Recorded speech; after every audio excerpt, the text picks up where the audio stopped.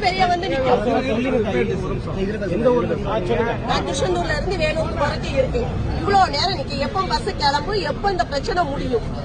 இல்ல பிரஸ்கார அவ்வளவு பேரும் மைக்க எடுத்துட்டு வரீங்களா? இந்த பிரச்சனைக்கு என்ன தீர்வு நீங்க எடுக்கலாம்னு நான் உங்களை கொஸ்டின் கேட்கிறேன்.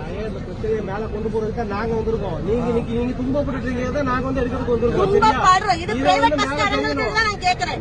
நல்ல பிரச்சனை நடக்கும் தெரிஞ்ச மதியமே எல்லாருக்கும் தெரிஞ்சிருக்கு. ஏன் நீங்க இதை எடுத்தீங்க?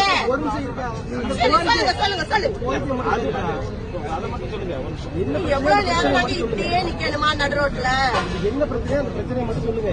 சரி, மகளிர் இதுக்குன்னு பசங்க நீங்க மறைச்சு போட்டுருக்கீங்க. போராட்டம் நடக்குது. போராட்டத்துக்கு முடிவு என்ன? ஒருத்திக்கிட்ட மட்டும் கேக்குறீங்கல்ல. பெத்த தகப்ப எப்படிங்க போஸ்ட்மார்ட்டம் வாங்குவான்?